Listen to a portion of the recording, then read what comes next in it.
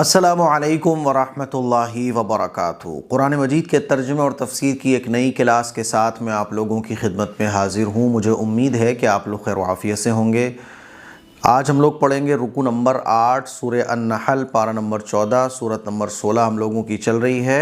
تو آج ہم لوگ رکوع نمبر 8 کا ترجمہ اور تفسیر پڑھیں گے۔ اعوذ باللہ من الشیطان الرجیم، بسم اللہ الرحمن الرحیم۔ اس آیت میں جو سب سے پہلی آیت ہے آج کے رکوع کی، اس آیت میں اللہ تبارک و تعالیٰ اس بات کو بیان فرما رہا ہے کہ انسان ناشکرہ بہت ہے، شکایتیں بہت کرتا ہے، شکایتیں اور اللہ کی نافرمانیاں بہت کرتا ہے، اللہ کے احکام کو توڑتا ہے، اور حد تو یہ ہے کہ بعض دفعہ کفر اور شرک تک کر بیٹھتا ہے، اللہ اور اللہ کے رسول کی باتوں کو جھٹلاتا ہے جیسے مشرکین مکہ جھٹلایا کرتے تھے۔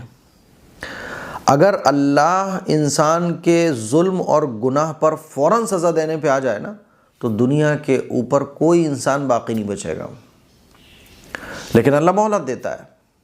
لیکن انسان کی ناشکری دیکھیے کہ اللہ کا دیا ہوا کھاتا ہے، اللہ کی دی ہوئی ساری چیزیں استعمال کرتا ہے، اللہ کا دیا سب کچھ اللہ کا دیا ہوا ہے اس کے پاس۔ ایک سانس اگر رک جائے تو سوچو کہ انسان کتنا تڑپ جاتا ہے۔ اوپر سے نیچے تک ساری چیزیں اللہ کی دی ہوئی، اس پوری کائنات میں دی ہوئی ساری چیزیں اللہ کی، سب کچھ اللہ کا دیا ہوا ہے، اللہ کا بنایا ہوا ہے، نعمتوں کے مزے اڑا رہا ہے، اللہ کی بنائی ہوئی خوبصورت دنیا میں مزے کر رہا ہے، کما رہا ہے، کھا رہا ہے، اور اللہ کی نافرمانی کر رہا ہے۔ تو اگر اللہ فوراً اس کی نافرمانی پر حساب کتاب لینے پہ آ جائے تو دنیا کے اندر کوئی بھی انسان باقی نہیں بچے گا۔ لیکن اللہ مہلت دیتا ہے، اور اس مہلت کا مشرکین مکہ ناجائز فائدہ اٹھاتے ہیں۔ وہ یہ سمجھتے ہیں کہ صاحب اللہ ہے ہی نہیں، یا اللہ کفر اور شرک پر اللہ ناراض نہیں ہوتا۔ وہ اس ڈھیل کو سمجھتے ہیں کہ صاحب اس مہلت کو سمجھتے ہیں کہ صاحب ہمارا تو کوئی حساب و کتاب ہی نہیں ہوگا۔ ایسا نہیں ہے، اللہ تعالیٰ وارننگ دے رہا ہے۔ وَلَوْ يُؤَاخِذُ اللَّهُ النَّاسَ بِظُلْمِهِمْ مَا تَرَكَ عَلَيْهَا مِن دَابَّةٍ وَلَكِنْ يُؤَخِّرُهُمْ إِلَىٰ أَجَلٍ مُّسَمًّى، اور اگر اللہ لوگوں کو ان کے ظلم کی وجہ سے فوراً اپنی پکڑ میں لیتا تو زمین کے اوپر کوئی جاندار باقی نہ رہتا۔ فَإِذَا جَاءَ أَجَلُهُمْ لَا يَسْتَأْخِرُونَ سَاعَةً وَلَا يَسْتَقْدِمُونَ، لیکن وہ ان کو ایک معین وقت تک مہلت دیتا ہے، پھر جب ان کا وہ معین وقت آ جائے گا تو وہ گھڑی بھر بھی اس سے آگے پیچھے نہیں ہو سکیں گے۔ اور وہ معین وقت ہے موت کا وقت، کہ جب موت کے وقت تک اللہ تعالیٰ نے سب کو مہلت دے کے رکھی ہوئی ہے۔ ایک موت کا وقت طے ہے اللہ تعالیٰ کی طرف سے۔ نافرمان کتنی ہی نافرمانی کرے، کفر اور شرک کوئی مسلمان کرتا رہے، سب کو اللہ تعالیٰ مہلت دیتا ہے۔ جو اللہ کو گالیاں دیتے ہیں، اللہ کے خلاف باتیں کرتے ہیں، اسلام کے خلاف سازشیں کرتے ہیں، ان کو بھی مہلت دی جاتی ہے۔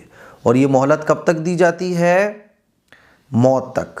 موت آ گئی، اب مہلت ختم، اب حساب و کتاب کی پکڑ میں یہ شخص آئے گا۔ اللہ فوراً کسی کے گناہ پر اس کو سزا نہیں دیتا۔ فوراً اگر اللہ تعالیٰ کسی کے ظلم کی، گناہ کی سزا دینا شروع کر دینا تو اس کائنات میں کوئی انسان ہی نہیں بچے گا۔ تو دیکھو کتنی زبردست بات اللہ تبارک و تعالیٰ بیان فرما رہا ہے۔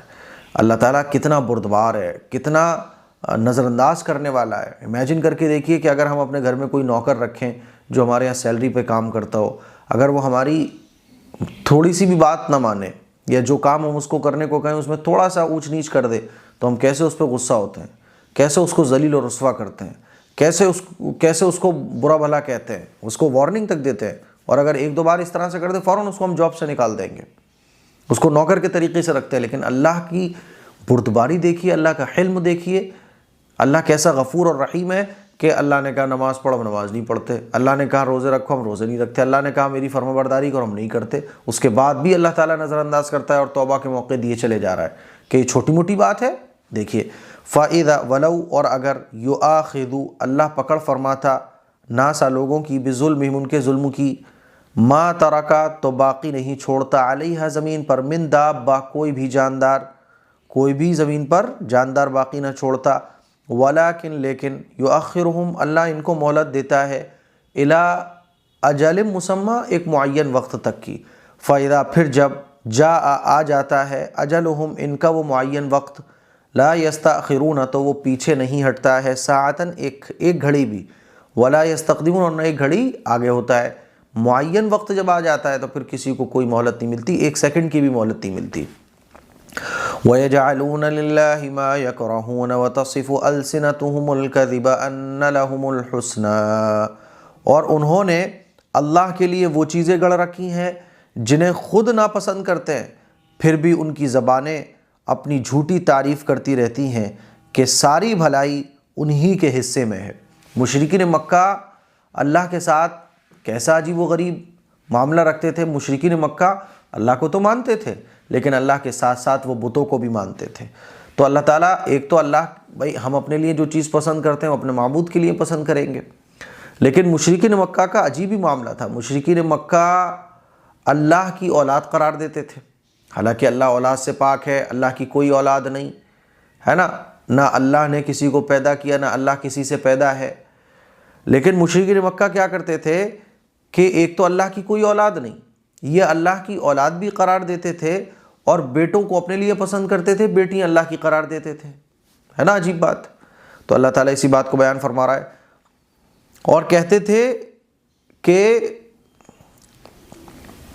اپنی تعریف کرتے تھے۔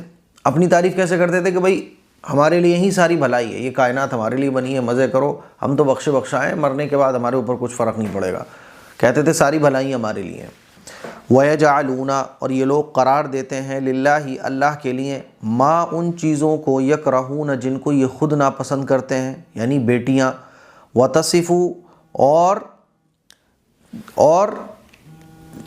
کرتے ہیں السنتہم ان کی زبانیں کرتی ہیں کذب جھوٹی تعریف اپنی خود کی، انا کیا کرتے ہیں، انا کہ بے شک لہم ان کے لیے حسنا ساری بھلائی انہی کے لیے ہے، دنیا کی ساری بھلائی ہمارے لیے ہے۔ لا جرم ان لهم النار وانہم مفرطون، لازمی بات ہے کہ ایسے رویے کی وجہ سے ان کے حصے میں تو دوزخ ہے اور انہیں اسی میں پڑا رہنے دیا جائے گا۔ اللہ تبارک و تعالی بیان فرما رہا ہے کہ مشرکین مکہ اور اللہ کے نافرمان جتنے بھی ہیں، یقینی بات تو یہ ہے کہ ان کی ان حرکتوں کی وجہ سے اب ان کے لیے جہنم ہے اور ان کو اسی میں پڑا رہنے دیا جائے گا۔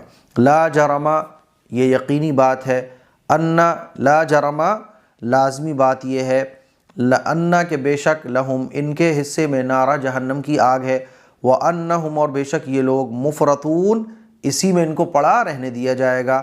تاللہ لقد ارسلنا الى من قبلک فزین لهم الشیطان اعمالهم فهو ولیہم اليوم ولہم عذاب علیم۔ اے پیغمبر اللہ کی قسم تم سے پہلے جو امتیں گزری ہیں ہم نے ان کے پاس پیغمبر بھیجے تھے تو شیطان نے ان کے اعمال کو خوب بنا سوار کر ان کے سامنے پیش کیا۔ اللہ تعالیٰ سمجھا رہا ہے کہ دیکھو سمجھ جاؤ، باز آ جاؤ۔ تو اللہ تعالیٰ پیغمبر کو مخاطب کر کے فرما رہا ہے کہ اے پیغمبر آپ سے پہلے جو امتیں گزری ہیں ان کے درمیان بھی ہم نے پیغمبروں کو بھیجا، لیکن شیطان نے ان کی قوموں کو ان کا برے اعمال کو مزین کر کے دکھا دیا کہ تم جو اپنے پیغمبر کو جھٹلا رہے ہو، جو اپنے پیغمبر کو ستا رہے ہو، جو معجزوں کو دیکھ کر انکار کر رہے ہو، یہی بہت اچھا ہے۔ تو شیطان نے ان کے عمل کو اچھا کر کے دکھایا، خوبصورت بنا کے دکھایا۔ پھر کیا ہوا؟ چنانچہ وہی شیطان آج ان کا سرپرست بنا ہوا ہے۔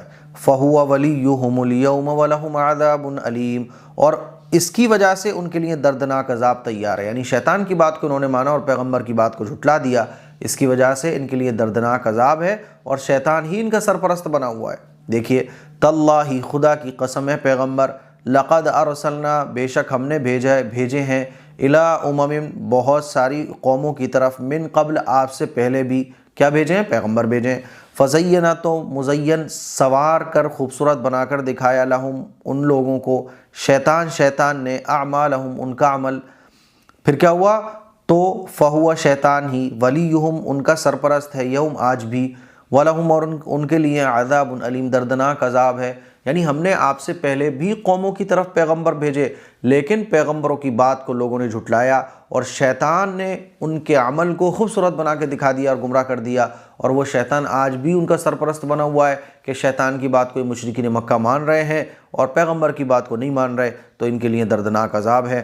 وَمَا أَنزَلْنَا عَلَيْكَ الْكِتَابَ إِلَّا لِتُبَيِّنَ لَهُمُ الَّذِي اخْتَلَفُوا فِيهِ وَهُدًى وَرَحْمَةً لِقَوْمٍ يُؤْمِنُونَ، اور ہم نے تم پر یہ کتاب اس لیے اتاری ہے تاکہ تم ان کے سامنے وہ باتیں کھول کھول کر بیان کر دو جن میں انہوں نے مختلف راستے اپنائے ہوئے ہیں، اور تاکہ یہ ایمان لانے والوں کے لیے ہدایت اور رحمت کا سامان ہو۔ قرآن مجید جو اللہ تعالیٰ نے دیا ہے وہ اس لیے دیا ہے تاکہ ان کو یہ بات پتہ چلے کہ اس کائنات کو بنانے والا اللہ ہے، اس اللہ کے ساتھ شرک نہیں کرنا چاہیے، اس اللہ کے ساتھ کسی اور کو معبود نہیں ماننا چاہیے، اس اللہ کے بھیجے ہوئے پیغمبروں کی بات کو ماننا چاہیے، اور اس کتاب کے ذریعے ہدایت پالیں۔ یہ کتاب جو ہدایت ہے اور رحمت ہے، یہ ان کو سمجھ میں آ جائے، اس بات کو اللہ تعالیٰ بیان فرما رہا ہے۔ وما اور جو کچھ اور وما انزلنا اور جو کتاب ہم نے نازل کی علیک آپ کے اوپر، کتاب یعنی قرآن مجید، اللہ تو اس لیے نازل کی لتبین تاکہ آپ واضح کر دیں لہم ان کے سامنے الذین وہ باتیں اختلفوا جس میں جھگڑا کرتے ہیں یہ لوگ، اختلفوا فی جس میں یہ لوگ جھگڑا کرتے ہیں، یعنی کہ نہیں صاحب معبود بہت سارے ہیں، اللہ نے کام بانٹ کے رکھے ہوئے ہیں وغیرہ وغیرہ، تو مختلف راستے جو اپنائے ہوئے ہیں انہوں نے، اس میں آپ ان کو وہ باتیں کھول کھول کر بیان کر دیں جس میں یہ لوگ جھگڑا کرتے ہیں۔ وہدن اور ہدایت ہے یہ کتاب، ورحمت اور رحمت ہے یہ کتاب لقوم کن لوگوں کے لیے یؤمنون جو ایمان لے کر آتے ہیں، جو ایمان لے کر آتے ہیں ان کے لیے ہدایت اور رحمت ہے یہ کتاب، جو ایمان نہیں لے کر آتے تو ان کے لیے جہنم میں جانے کا راستہ بن جاتی ہے انکار کرنے کی وجہ سے۔